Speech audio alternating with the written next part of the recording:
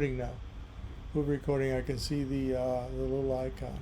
So Okay. why don't you go ahead, Drew? Yeah. So, Jesse, I'm sorry. yeah, that's fine. Hmm. I'm the guy with two first names. So, yeah. So we're going to talk a little bit about our film Open Country that we've been working on for a very long period of time. It's always been on a back burner, though, because we've always had other things that took sort of higher priority. And so we were able to finish it, and we started making it kind of in response to, well, first of all, me and Glenda have always been fans of country music, and but it was always kind of disturbing the way country music was kind of going. There's sort of an assumption people made, like, oh, well, if you're into country music, you're some kind of a, right wing Yahoo kind of person, and that's never been my interpretation of country, and Glenda neither. And we're teachers, and so we would get, would have students tell me that they got to know people playing country music, and that's kind of where I got an appreciation. And Glenda, you might want to say what your kind of roots are in terms of country music. Yeah, okay. So, different than Jesse, I grew up like pretty working class. I guess that's similar, in Chicago. And my father was a truck driver, and, he would listen to country music, like the kind of Johnny Cash and, um, I don't know. So, I mean, I grew up having like some kind of nostalgia for sort of old country music. And that seemed to be music with a lot of content, a lot about work. And then, like I met Jesse and we would like hang out in bars in San Francisco with jukeboxes and we play that kind of music again, like Patsy Cline, Willie Nelson. And, I think my experience is similar to what Jesse said, like moving here to where we live now, which is outside Sacramento, and seeing like the kind of culture shock of what people here thought of as country music versus, in San Francisco, like the kind of hip views of country music.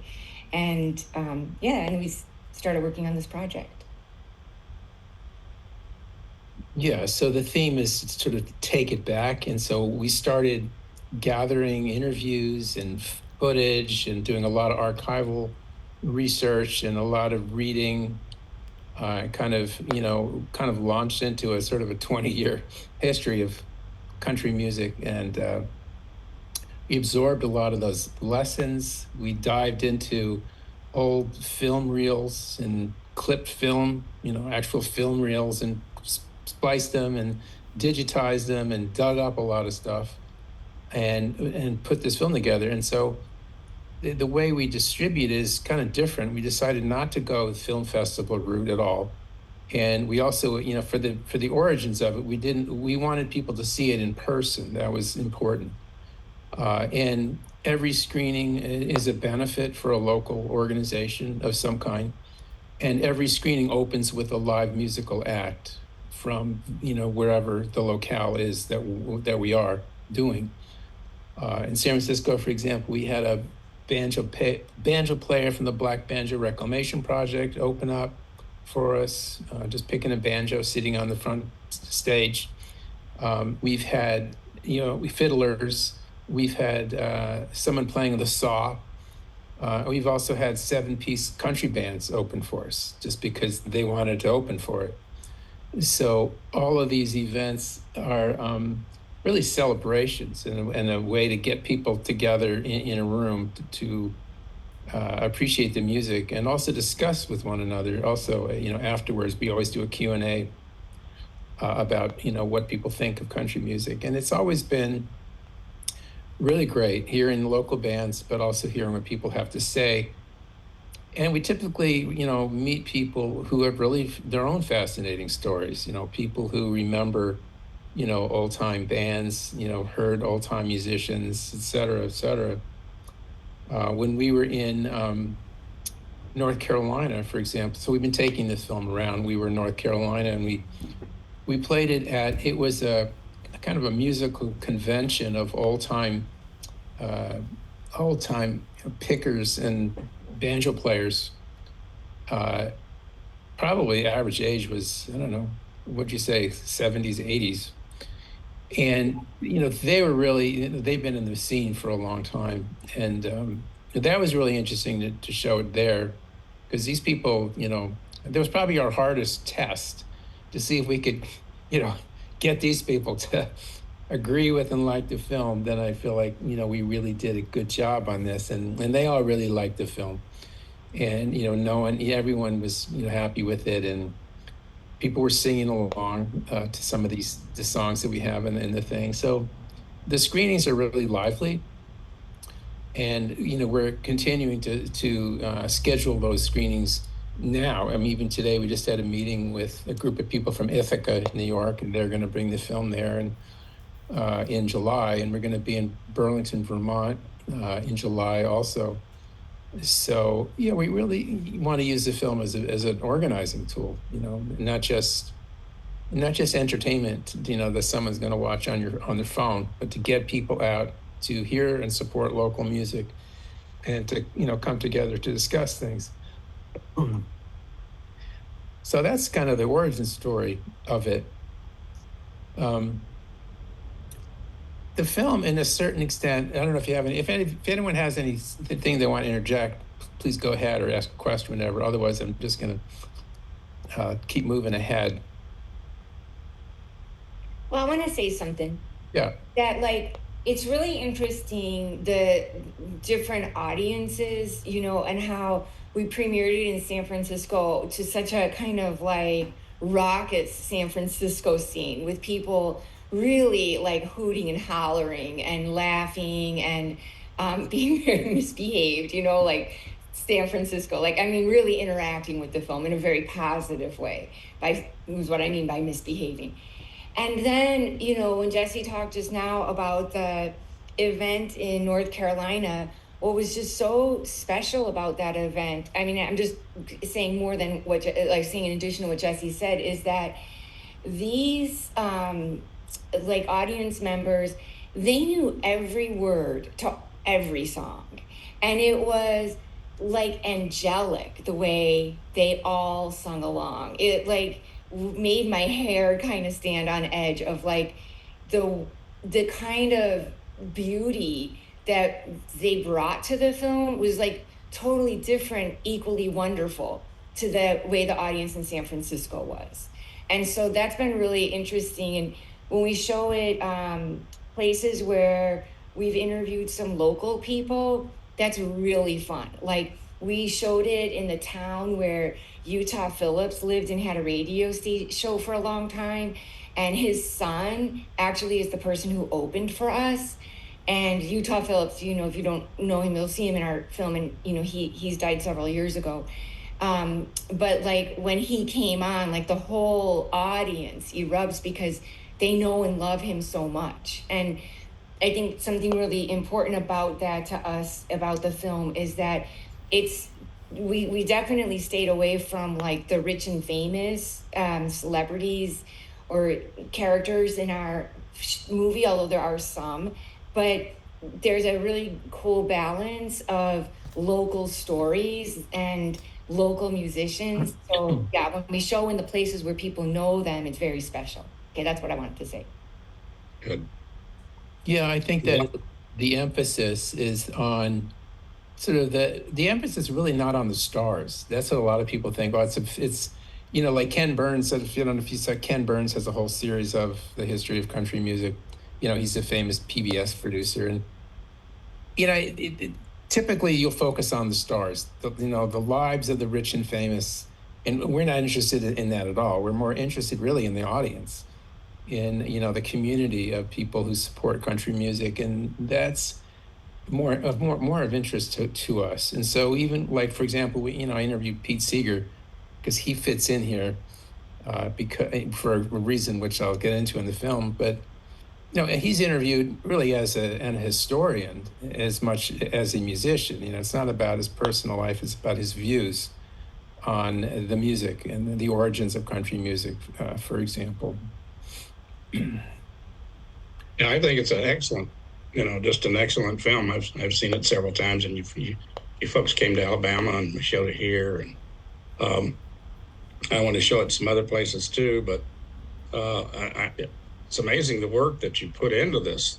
I mean, starting all the way back, you go to the unions and you talk about the unions, you talk about, the Africa and the banjo, and, you just move right along there, and it just makes a lot of sense. Mhm. And I've lived through a lot of those different eras, since the 50s in country music. So I can really relate to that country music, and I know Erica can too, but she's a deadhead, but that's all right. Well, the Deadhead gets mentioned because of Yeah. Working Man's Dead kind of comes in here because, we look at towards the end, we have sort of analysis of how country music influenced and cross-pollinated with rock and roll. And so, that's when you get even Bob, you get like Nashville Skyline by Bob Dylan. You get Working Man's Dead, the Grateful Dead, and a bunch of other bands, the Byrds, and Neil Young, et cetera, et cetera. But they all kind of come into the mix here. Right. So Great. yeah, so in terms of how the film is structured, now I'll show you some clips of it in a minute. It's kind of in 6 informal sections. There's like an introduction to it where we kind of position where country music is today, and we challenge that. And we challenge that by going really to one of the very first country music hits ever, and that's Big Rock Candy Mountain, that goes back to the 20s. And that was one of the very first recorded songs. And a lot of people know that song, particularly because of the film Oh Brother, Where Art Thou? I don't know if you've ever seen that film, but a lot of people know Big Rock Candy Mountain. A lot of people do it, and people don't really consider what that song is about. It's a very radical song. It's about a worker's paradise, and the guy that wrote it was actually a member of the IWW. He was a wobbly, and he was very political, very active in the labor movement, and people don't really understand that, and that's part of the problem. I mean, the whole history of country has been so sick of it, if that's okay. Yeah. Mhm. Let me see here. I'm going to share my screen, share my sound. Oh, why is it? Do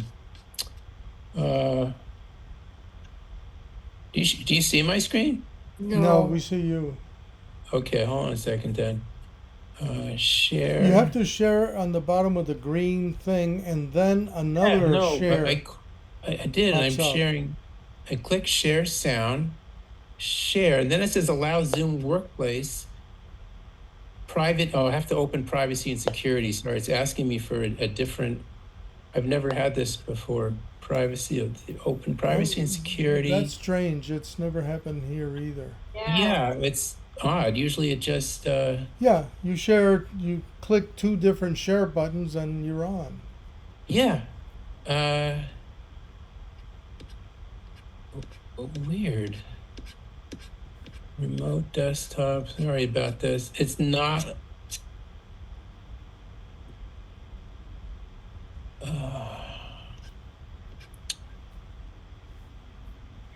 I'm gonna open it and just test if I can share on my. Yeah, see if you can do it, because it's not allowing me to. First, I'm gonna open it because I don't have it opened yet, but I have it right here. It says control what you share. Fine. How to sign in. It's not allowing me. Okay, I'm gonna share. Can you? Yeah. See if you can. Yeah, I'm seeing something. Yeah. There we go. You We see got mine, the right? film You there. can Yeah. see yours. Yeah. Yeah. Let me play something and tell me if you hear the sound. Yes. Yeah, I can hear it. So Jesse, do you want me just to cue things up? Yeah, that's fine. I don't. It won't allow me to do it. It just- Maybe that's really odd. Yeah. You know what? I'm on this new computer through the university, and they have a lot of weird things that are locked down. I hope that's not the case. Mm. Anyway, it's fine if you want to control it. Yeah, you just tell me what you want to show. Why don't you just play it from the beginning, just so Okay. why don't you play it all the way up to Big Rock Candy Mountain? Okay. All right. Enjoy.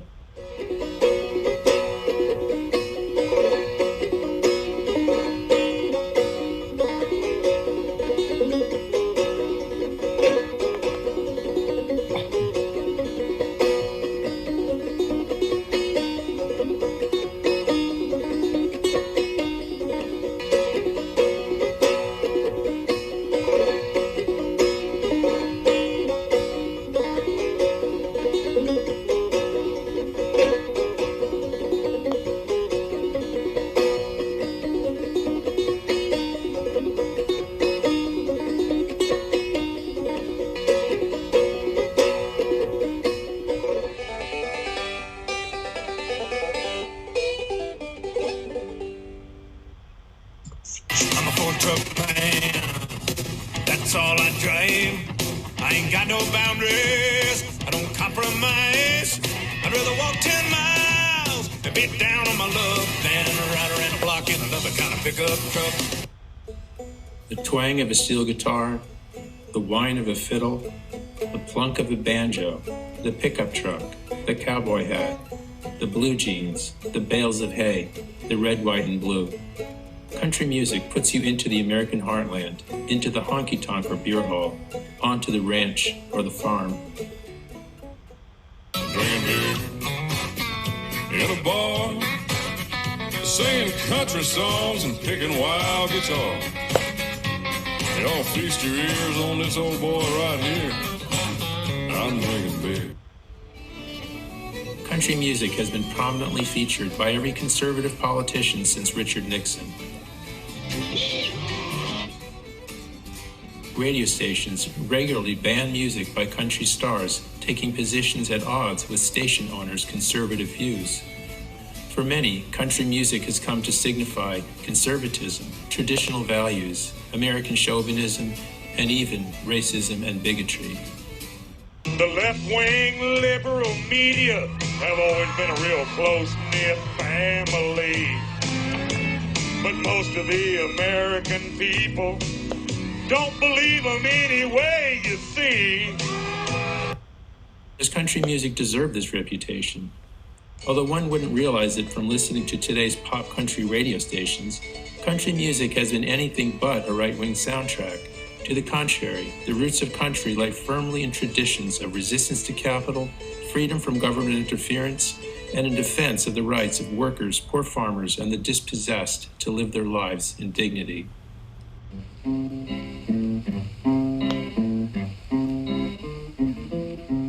One evening as the sun went down and the jungle fire was burning, down the track came a hobo hiking, and he said, boys, I'm not turning. I'm headed for a land that's far away, beside the crystal fountains. So come with me, we'll go and see the big rock candy mountains. In the big rock candy mountains, there's a land that's fair and bright, where the handouts grow on bushes, and you sleep out every night. Where the boxcars all are empty, and the sun shines every day on the birds and the bees and the cigarette trees, the lemonade springs where the bluebird sings. In the big rock candy mountains, in the big rock candy mountains, the jails are made of tin, and you can walk right out again as soon as you are in. There ain't no short-handled shovels, no axes, saws, or picks. I'm a-going to stay where you sleep all day, where they hung the Turk that invented work, in the big rock candy mountains.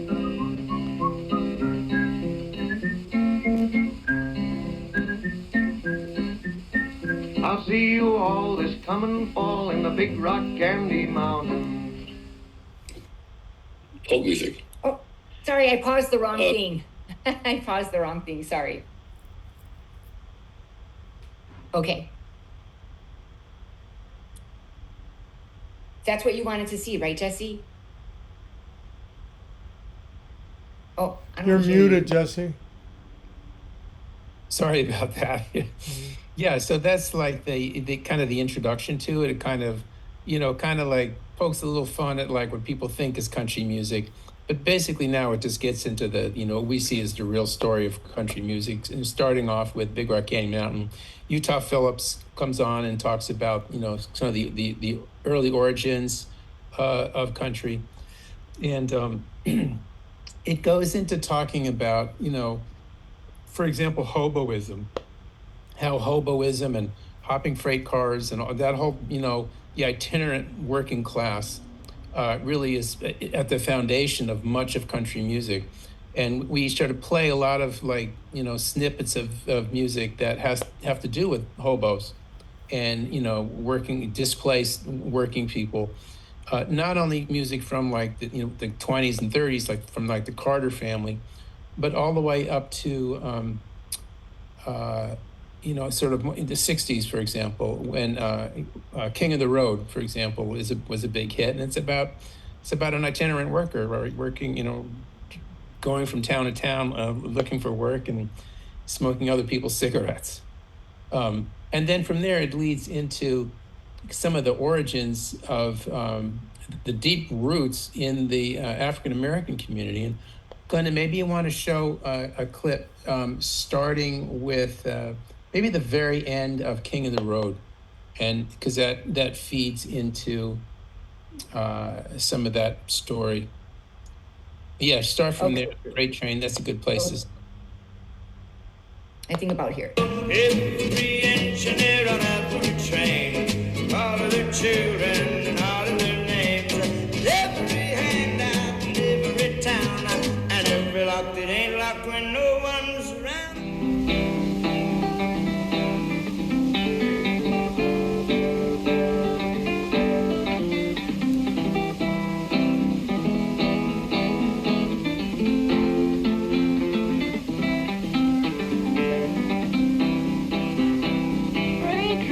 Freight train, run so fast. Freight train, run so fast. Please don't tell what train I'm on. They won't know what route I'm on.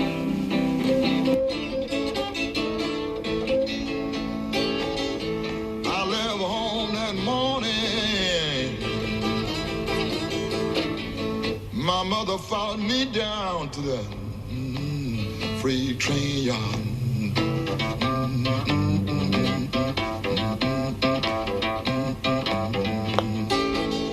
She said, my son is gone.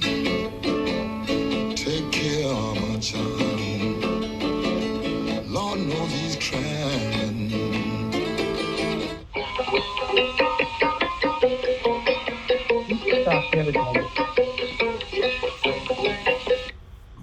Yeah, so we kind of talk, what we skimmed over was a bunch of songs that show, the emphasis on hoboing and transient working class, and leading into, really pointing out that Black music has been in the, the roots of country from the very beginning. And this is an important point to point out because of, I don't know if you follow all the hype around Beyonce, for example, having, entering the country music arena, and people saying, "Oh, black people can't play country," which is such an absurdity because they really are the foundations of country music and have been playing country music since its very beginning. And we point out, for example, that the banjo is actually from Africa. It's an African instrument. And that's been really interesting because a lot of people don't know that's the origins. And we also point out, just in terms of the next, that leads into the section of where all these musical instruments come from. A lot of people think that country music just kind of sprung naturally from the hollers of West Virginia, but it's very transnational. You have the banjo from Africa. You have all these different instruments coming from Ireland and Wales and England. You also have, for example, yodeling. We do a thing on yodeling, and yodeling was a big thing for a while in country music, and yodeling comes from Switzerland. I mean, and that is really where they got it from, Switzerland, because back in the day, there were lots of musical troops from Switzerland that would travel through the South. People thought, well, that was cool. Let's emulate that. And another piece that I think is really important is the classic Nashville steel guitar, which is really from Hawaii. And Glenda, maybe you want to cue that up. Okay. And a lot of people had no idea that it's actually from Hawaii. Okay, I'm gonna start it from the Stony Island Cloggers, okay? Yeah.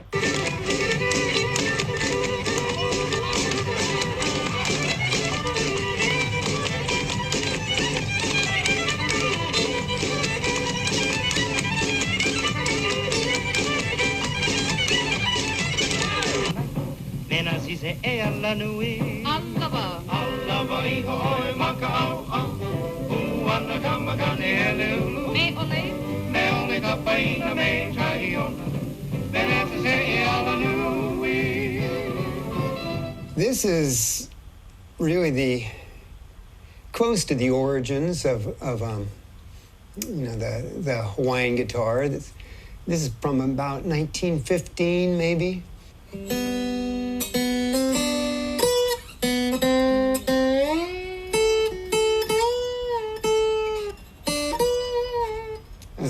Fender pedal steel. And it's 2 necks. Each one has 8 strings. And each neck is a really different sound from 2 different styles of playing.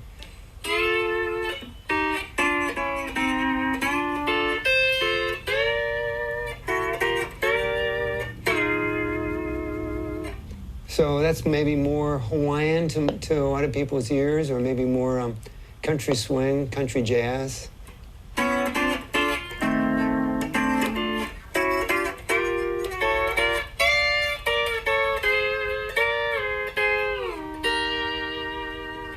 And the other neck is more what we associate with Nashville, I guess.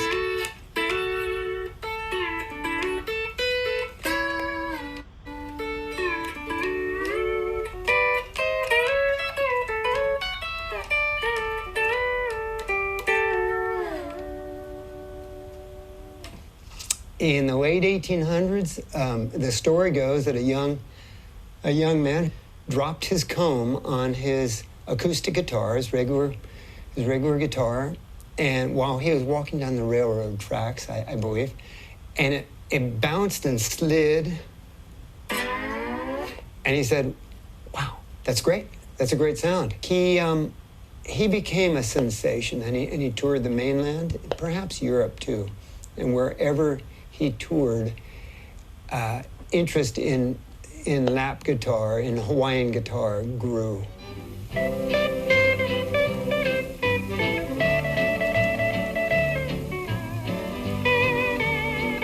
as well let the banjo keep going. Keep going to the next step. Going.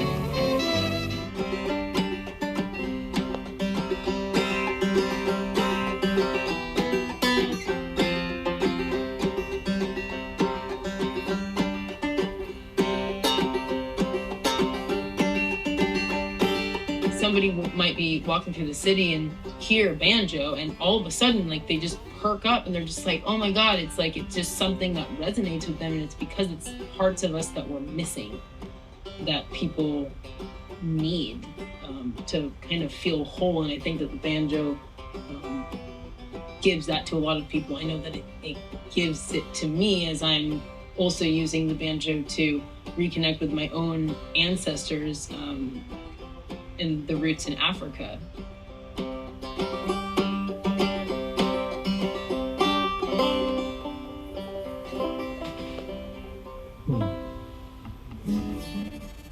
So you can stop it there.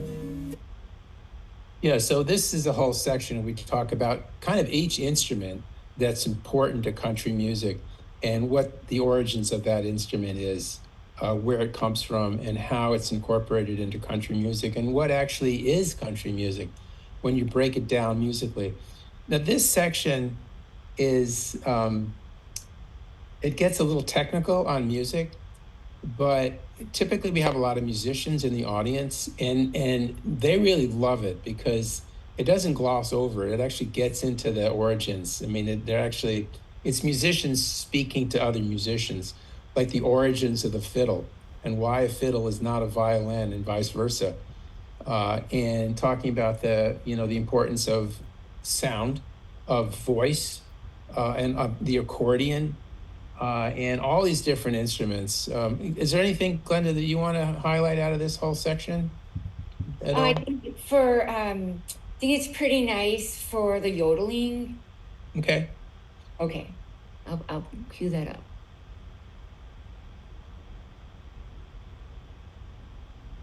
This is the end of our person describing the difference between the fiddle and the violin, and we'll go into our yodeler. Precise, one string at a time, very exact playing. And a higher arch on a bridge allows for that, or kind of encourages that. Or a flatter bridge on a fiddle really helps create that fiddle playing sound. And that's really the only difference. And what you play on it.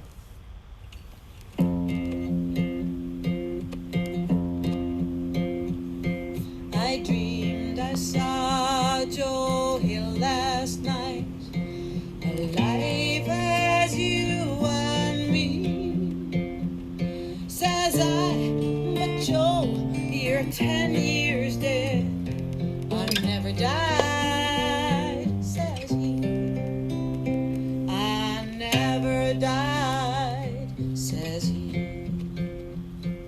to me, the human voice is it's not only an instrument, it's like the mirror of the soul. Yodeling started out in the mountains.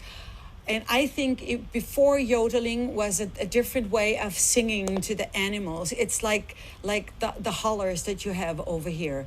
So, for example, the melody was more important to be soothing. So it was like Gang ryöfta bona, Gang ryöfta gälla, Sisöla dali, in staljeho. And then that was like the main melody of the song. And then they started with and that then evolved into the yodeling, which is also used on the mountain to talk to each other because it echoes.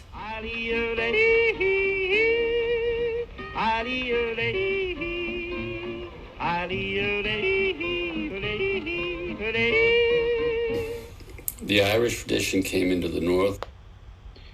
So yeah, so this whole section talks about where the music comes from, and this flows into the part with Billy Bragg. I don't know if you know Billy Bragg, he's a musician, but then he starts talking about the oral tradition of the people who come in to who come to West Virginia, who settle in that area from England, many of whom were miners. And so he talks about the whole tradition of mining music that came into that part of the country and the importance of the mines. And so, Glenn, you might want to skip ahead to maybe, well, there's a whole bunch of stuff in there, but not so, skip past Billy Bragg. Maybe start, let's back up a little bit. We'll get into Nimrod Workman. Yeah, when we start in Nimrod, let him go for a while. Deaths in the mines, but also there was a radical element in there as well, questioning the conditions down in the mines. Third party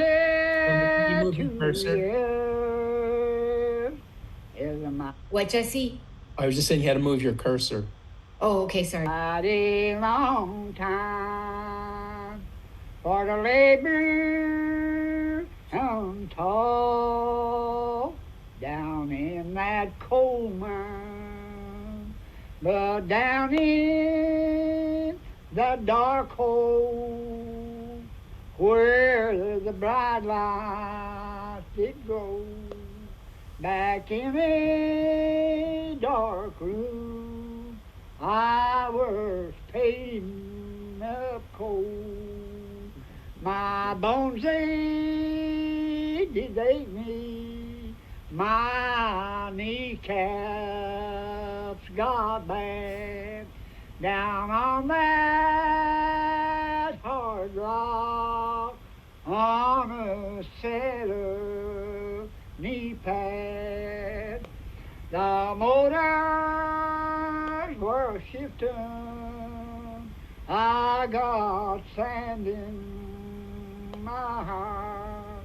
Both lungs were broke down from breathing bad air. You keep going, I think, because it gets into the whole mining thing. It's good. Okay.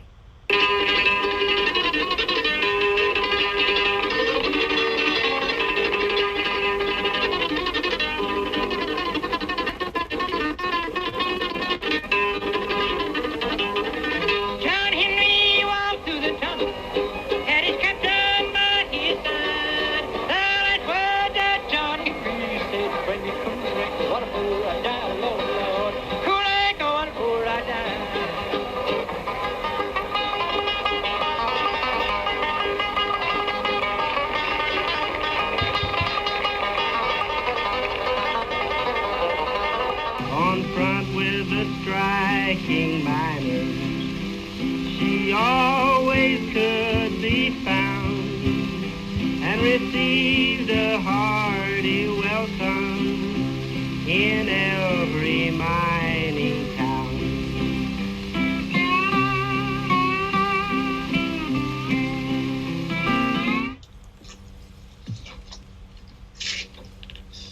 You know what?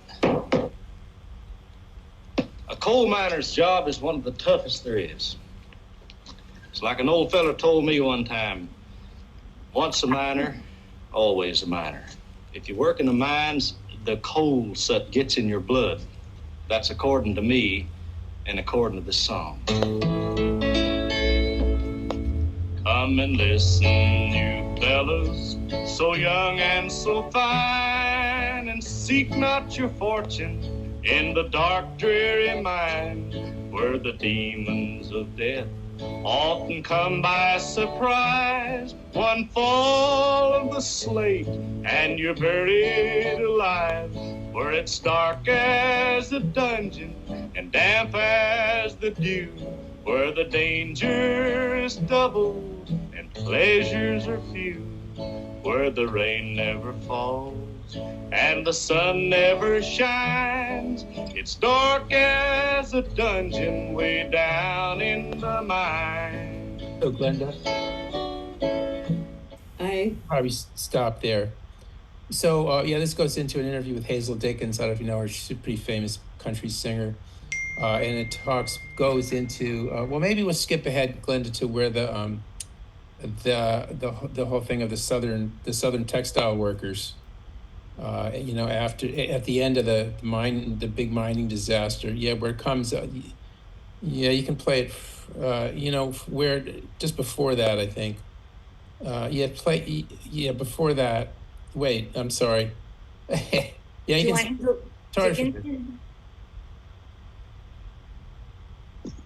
Well, not the whole thing. I just feel like we're kind of running out of time, kind of. So play it. I play it for my I'm a Union Woman. That's okay. Good. It's gonna be hard for me to clip it, so I'm just gonna play from here. That's fine. I am a Union woman, as brave as I can be. I do not like the bosses, and the bosses don't like me. Join the NMU, join the NMU. Join the NMU, oh, join the NMU. I was raised in old Kentucky, born and bred. When I joined the NMU, well, they called me a Russian Red. Join the NMU, oh, join the NMU. These is the worst times that I have ever saw. You get shot down by gun thugs, you get framed up by the law. Our bosses ride fine horses and we walk in the mud. Their banner is a dollar sign and ours is striped with blood. So you can stop it there, Glenda. So we go into the whole history of the mine, the importance of music from the mines, and you can going up to like Loretta Lynn, coal miner's daughter. It's a really important part of country music, comes from the mines. And from this section, we go and look at why a big part of the research that came out of the film is why there's a genre called country music and why there's one called folk music. And it's pretty clear that there is no difference, that country music is folk music. And the whole genre of country music was not even developed until McCarthyism, till the late 40s, early 50s. And they were trying to kind of split the cultural musical scene, take it away from people like Woody Guthrie and the Almanac Singers, Limelighters, and some of these other people who are more, politically progressive, people singing about workers' issues and racism, et cetera, et cetera. They wanted to create a new genre of so-called, pro-American music, which they called country music. And it's pretty clear, because we did research into the music industry, and there's no mention of country music, not until McCarthyism. And one of the significant things we point out is Hank Williams, who's considered the father of country music. He never called himself a country musician. He called himself a folk musician. And so, calling himself a country musician, kind of putting words in his mouth, because they labeled him that, after he was gone. And so that's kind of a whole sort of a political argument that we make in the film, kind of to challenge this notion, because a lot of people even today, you'll say, well, why is something country or folk? And people, there are no good answers, because there is no good answer. There is no difference in terms of the music. Glenn, you maybe want to go ahead to the Pete Seeger clip, maybe. Okay. I think Roxanne Dunbar would be like an interesting person to talk about, but yeah. So one of the things we do talk about is Roxanne Dunbar Ortiz. I don't know if you're familiar with her. She's pretty famous Native American sort of intellectual. She kind of gives her analysis of country music and why so many Native Americans listen to country music. And basically, it is the music of the oppressed often. And anyway, she has a whole really interesting analysis of it. Yeah. Why don't you start from? Yeah, you can do the thing that you can start from there. Whoops. Do you want to talk about Hank Williams or go right to Pete Seeger? No, I would start from here. This is a good place. There I met a fair young maiden, and her name I never did know. I tried so hard, my dear, to show that you're my every dream. Yet you're afraid each thing I do, it's just some evil scheme.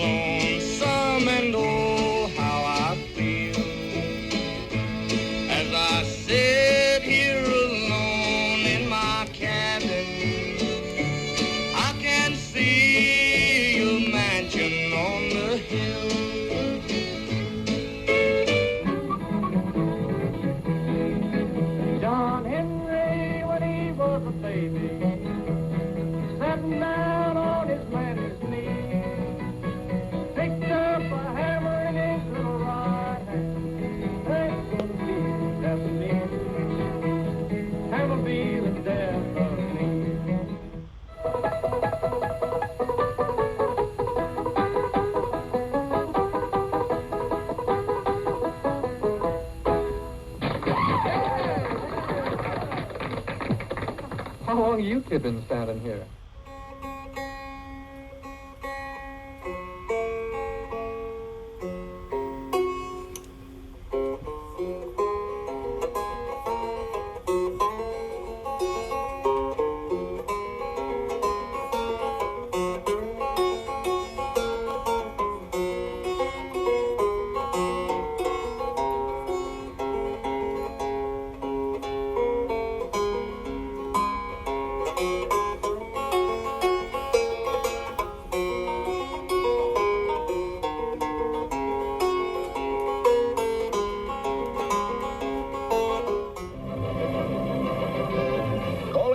Un-American Activities Committee to order. Are you or have you ever been a member of the Communist Party?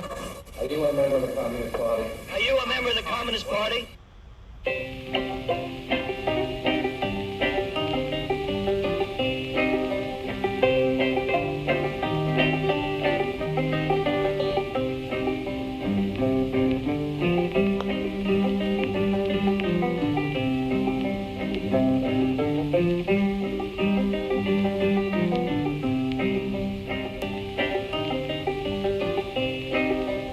Peculiar musical divide happened at the end of the 1940s and early 1950s. Until then, the big stars that played rural Americana music used the label folk music to describe their songs. As the anti-communist movement known as McCarthyism started to infect the nation, we see music that had once been called folk music start to be labeled country and western. A political divide was pushed upon the industry, whereby musicians that insisted on speaking their minds about social issues like class, race, and war were put into the folk category. Music that was generally more apolitical, commercial, or patriotic was put into the favored category of country. that split continues to this day. Hank Williams, for example, called himself a folk musician, but he is today called the father of country music.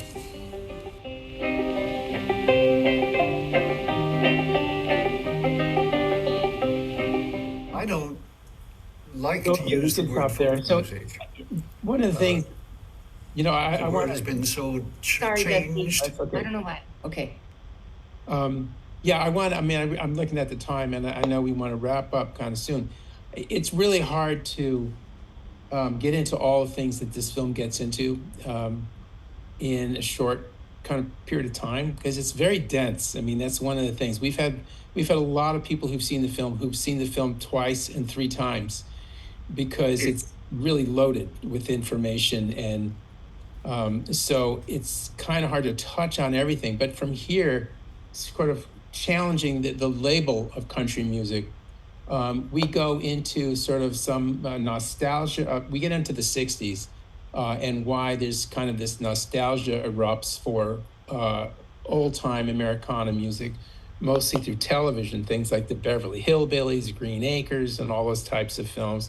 And then we go into the 60s and how Nashville, by now the music industry is centered in Nashville, and how they try to portray country music as being right-wing. So by promoting, for example, Merle Haggard, Okie from Muskogee, and Stand By Your Man, et cetera, et cetera.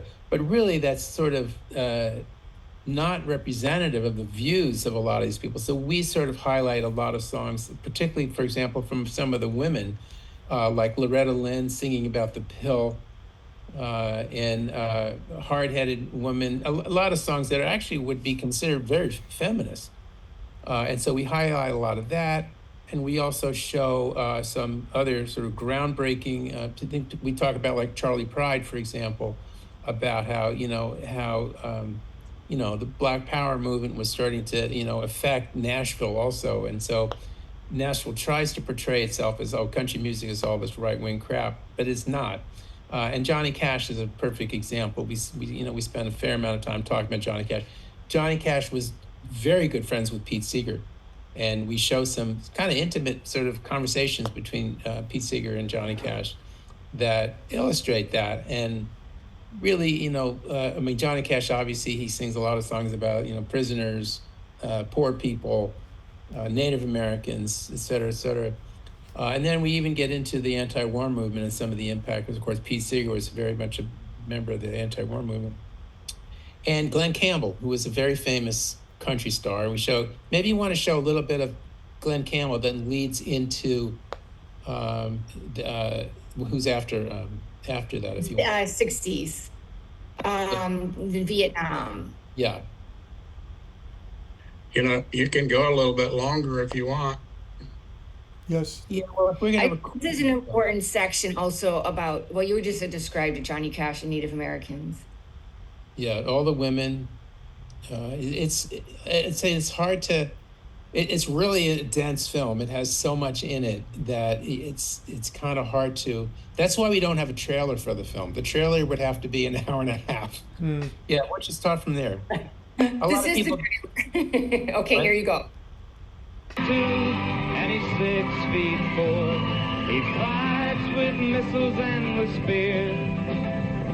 He's all of 31 and he's only 17. He's been a soldier for 1,000 years. He's a Catholic, a Hindu, an atheist, a Jain, a Buddhist, a Baptist, and a Jew. He knows he shouldn't kill, and he knows he always will. Kill you, my friend, for me and me for you. He's fighting for democracy, he's fighting for the rest. He says it's for the peace of all. He's the one who must decide who's to live and who's to die, and he never sees the writing on the wall. But without him, how could Hitler have condemned him at Dachau? Without him, Caesar would have stood alone. He's the one who gives his body as a weapon of the war, and without him all this killing can go on. Yes, he's the universal soldier, and he really is to blame. His orders come from far away no more. They come from him and you and me, and brothers, can't you see? This is not the way we put the end to war. But your flag gal won't get you into heaven anymore. They're already overcrowded from your dirty little war. Now Jesus don't like killing, no matter what the reason's for. And your flag gal won't get you into heaven anymore.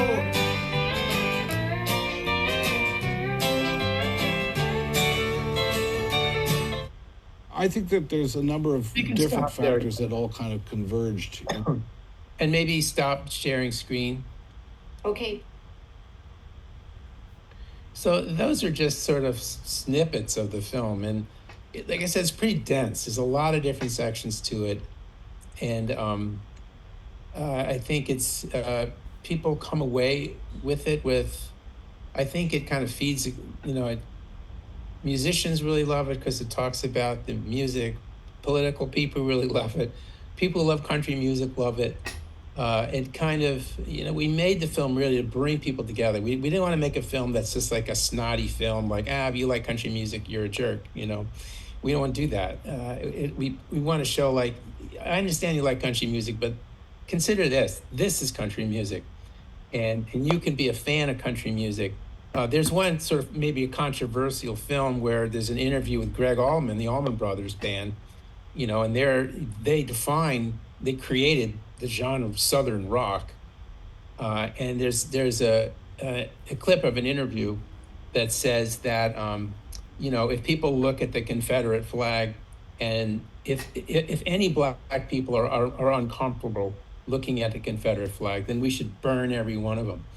And this is the person who created, the people who created Southern rock, so there's some controversial stuff in there, but I think the way it's presented, it's meant to win people over. That's the point of the film.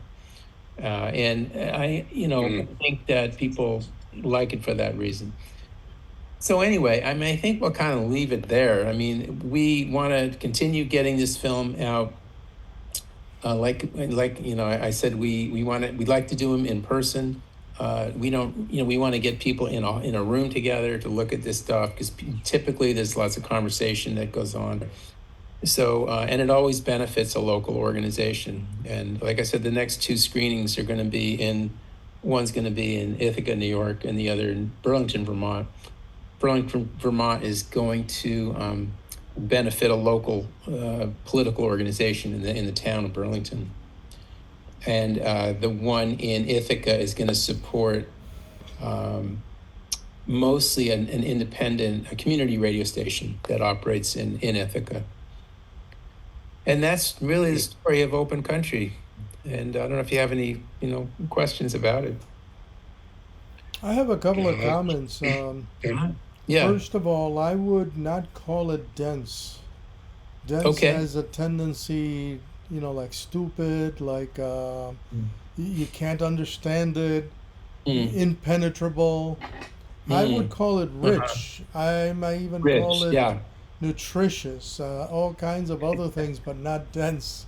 Yeah. My other comment is this afternoon, they were doing an interview of Gloria Gaynor, who some of you may remember as the so-called queen of disco. Disco, sure. Yeah, and she's African American, and she was describing how her whole family was musical, and how everybody played with each other and blah blah blah. The only one that was segregated was, I think it was her little brother, who's the only one who liked country music, so they put him out on the porch. They wouldn't allow him. They wouldn't allow him to play in the house until they realize, that there's something there. So I think that speaks to a number of the points you've made. Yeah, Charlie Pride. I've had some in-depth interviews with him, and Utah Phillips talks about this too. It's like a lot of people didn't know he was black. Mm-hmm. And when he would do concerts, and they would put pictures up that were not of Charlie Pride. Yeah. They kind of wanted to hold people off from realizing that he was black, which I think is hilarious. There's a great NPR did an interview with Charlie Pride a few years ago. I think he passed recently, but it was pretty hilarious. I mean, him being such a prominent country singer and people not knowing that he was a black man. Yeah. Yeah. Yeah, and then the name sounds awfully patriotic, you know? Charlie Pride, yeah. Yeah. Mm-hmm. Yeah. Yeah. Anyway. Oh. We have, this is great. yeah, one person, we have this guy, Davey D. We didn't show him. He's in the film too, and he's a hip hop guy. And he has really a lot of great commentary talking about growing up a black man and what his original views in country music is, but how now he sees it as being, in a lot of ways, similar to hip hop. And he talks about his analysis of that. And he also talks about the, how the entertainment industry sort of maintains this kind of segregation. You know, it's like the same corporation owns the radio station in Dallas playing this, white country. The same station owns the urban channel in Detroit, and they both kind of distort, and manipulate their audience. So, country station's only going to play this red, white, and blue crap, and then the urban station, was only going to play, the kind of rap stuff that not that controversial. It's really more about the personalities in the rap scene. But it's a really great insight. In fact, he ends the film by talking about, the similarity between hip hop and country. Yeah. So. Yeah. And that's that. That's our project.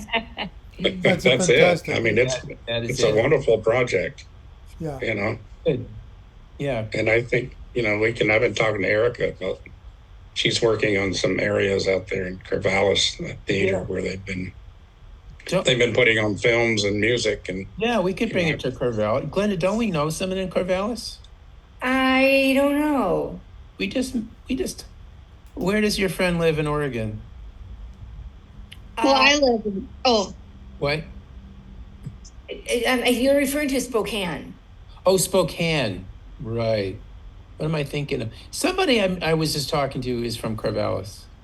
Because I used to work at Hewlett-Packard back in the day. And, yeah. I was actually an assembler. I was working on their assembly line, and part of our assembly line moved to Corvallis because the wages were less. Yeah. Because that's when I was working in Silicon Valley on an assembly line and it's like, where the hell is Corvallis? And why are they moving up there? It's like, oh yeah, they can pay him $1 less up there. Yeah, I've never been to Corvallis. But yeah, I mean, we're always open to, like, if there's like a local scene somewhere in a town that like wants to bring the film, we're happy to work with them. What day did you say Vermont was going to be? It is July. I want to say, is it July 18th? Glenda, do you remember? Oh, let me see. It's on our website. You just grab that. Yeah, I'm going to tell a friend of mine who's a musician himself, and his wife is Filipina, and she's also a fantastic musician and incredible voice. Do they live in They Vermont? live in Vermont. Yeah. Cool. Yeah, well, we'll put the thing out on the list, the next sort of schedule of things. Yeah, it's on Wednesday. Sorry, Jesse. Wednesday the 16th. And I just put in the chat. 16, 1-6? Wednesday, July 16. Okay. Yeah, we'll put that in for information out in case you know people either in Ithaca and Burlington. And there'll be other places added to the list too. We kind of took a break because we're back working full time here, and then Glenda was on medical leave. And so we're starting to take it back on the road and figure out some other places where we want to go. But yeah, it's played in England and Spain, and there's a lot of interest internationally, because one of the sections of the film, we talked about how a lot of influences from around the world came here to form country music. But now country music really is a huge influence worldwide. So, for example, we have an interview with an indigenous performer from Australia who's Aboriginal, and he plays country music, and he's like a big country star in Australia, even though he sings about the blues of Aboriginal people, and he incorporates didgeridoo and stuff like that. And there's a woman from Ireland who plays country music, talks about how she grew up listening to country music, so now she's in Irish country, but then she's starting to realize that, oh, actually, this is kind of what goes around comes around. It's like, oh yeah, I recognize this is really Irish, even though it's American country music. So anyway, we kind of look at the kind of international kind of scope of it, and it's a really rich subject. I mean, yeah, I think that's the thing that it's come down to, is that a lot of people think that it's like a simple, kind of simple, That's why at the university, we're university professors, like no one is interested in country music, at least when we started on this, and no one would fund it. One of the funny things at the end in the credits, we talk about, and now we thank our funders and donators, and then a big fat zero comes up. We thank all these people. We thank for these contributions. Following funds, yeah. What's that? The following funds or something like that. Yeah, we thank we thank all of our corporate sponsors for donating the following amount, and then a big zero comes up. It was really funny. Everyone applauds and laughs, because no one really takes it seriously. Like you'll see, like at the university, for example, all kinds of intellectual discussion about classical music, but nothing about country music. Like country, you're like in an anomaly. Like what? We don't want to talk about that. We don't know anything about that. And I think it's what things we show in this film, that it's very rich. It's so rich, and we're just, even though we've done a lot of research, there's really a lot more. We have so much more stuff that we can put in the film. We could easily make another film with what's left out. I don't know if you know Glenda and Jesse, but I know one of Pete Seeger's grandsons, who happens to be half Puerto Rican. Oh, interesting. Yeah, because I knew his father, and then he told me the whole story, how he got married with Pete Seeger's daughter, and but I'm blanking out on the son's name, but I do remember the band that they put together called the Mammals. Oh, interesting. Yeah, that's difficult to forget. And they did some very interesting things, which was a combination of all kinds of things, Latin rhythms, but also the country and so on and so forth. I mean, he honored his grandfather, and he honored his father's background and that sort of thing. So, it spreads all over the place. Yeah, it's really interesting. We try to get into a little touch on Tex-Mex music, and because that's folk music too. And we found this amazing clip of Johnny Cash singing with I think his name was Johnny Rodriguez, singing in Spanish. I've got that. Yeah, singing the Woody Guthrie song. Deportee. What? Deportee. Singing in Spanish, Deportee, and that's like, whoa, that's like pretty amazing. The hard thing about this film is that so many of these clips are basically in garbage cans because the industry didn't want them to get out. Like the clip of, I'm sorry, I taught all day that I'm getting tired. Glenn Campbell. The Glenn Campbell thing is the only clip that exists. It has time code on it. So that never made it anywhere. That was like literally in some garbage dump somewhere. I don't think they ever aired that, because that's a very radical song, very anti-war song. And I wanted that out there. And the Johnny Cash thing, that's the kind of stuff that they don't want people really to have access to. They rather, like, there's a funny scene in the film where Pete Seeger goes, oh, they want me to play On Top of Old Smokey. They don't want me to play, any of my anti-war songs. Yeah. Anyway, that's that. So Yeah, I just looked it up. The mammals, they actually have a Wikipedia page. Really? And basically it says the Mammals are a contemporary folk rock band based in the Hudson Valley area of New York in the United States. Oh. And it's got all kinds of other things. I'm looking for the names of the. I should invite them to the Ithaca show. Yeah. Yeah, totally. Yeah. Cool. Totally.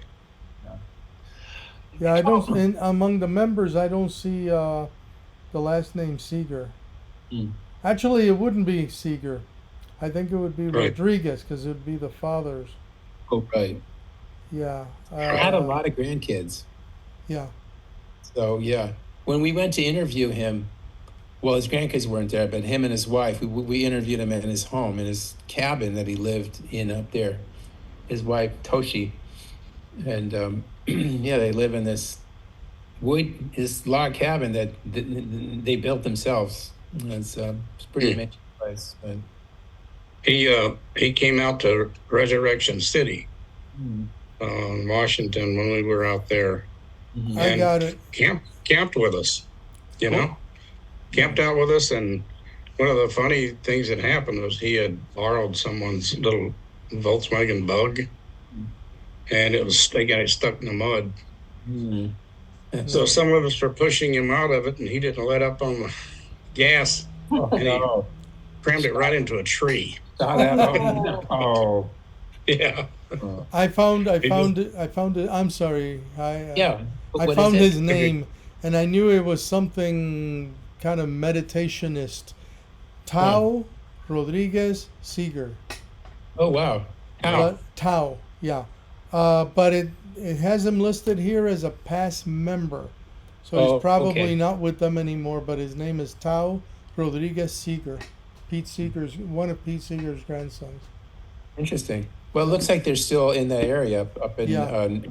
upstate New York. So. Yeah. Oh, good. All right. Well, I think that we got to log off here. I got to get to something else. And yeah, I don't know if there's any last sort of things. And No, I think it's a thank great us, film. I want to see the whole thing at some point. Yeah. Yeah. Yeah. Well, let's just. I think some of your students would like that too. Oh, Jesse. they would. I mean, Carlos. Yeah, very Yeah. much so. Very much so. And I'm sure we could put on an activity sometime during the academic year in Yeah. which Mhm. that there would be nothing but the film and some talk around it. Yeah. And I don't know if there. Oh, you know who? Well, the former president of Yale University, who just left a few months ago. Yeah. He's really big into bluegrass. Hmm. Now, what do you consider the difference between bluegrass and country? I know what you just said about folk and country, Yeah. but Well, bluegrass really comes from it's, like they say, it all comes out of the same well. In fact, we showed some bluegrass stuff and from Hazard, Kentucky. It's just a different means of picking the fiddle. It's just a Okay. different rhythm, but it still comes out of the same place, and there's not that much difference to it. yeah, because Peter Salovey, that's the former president of Yale. By the way, he's the person responsible for just about everything we know about social emotional intelligence. Really? Yeah, he and his partner, actually interesting, from Vermont, John Myers, were the ones who came up with all of this research. And then I'm blanking out on his name, wrote the popular book, and everybody gives him the credit for that. But no, but it was Peter Salovey. Peter Salovey has his own bluegrass group. And interestingly enough, he's also married to a Puerto Rican. Oh, interesting. Yeah. Uh-huh. So we Well, get in now- there all over the place. It's a big diaspora, definitely. That's right. Yeah. Well, if anyone, if you know of any place that wants to, sponsor it, show it, we'd be happy to figure out a way to do that. So.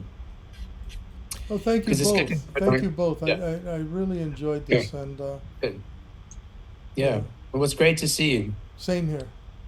Yeah, Yeah. thank you very much. Well, hopefully next time Glenda won't have a big thing on her eye, so she'll be on camera. Yeah. She'll put a patch over it. Yeah. Now you said you had a sty.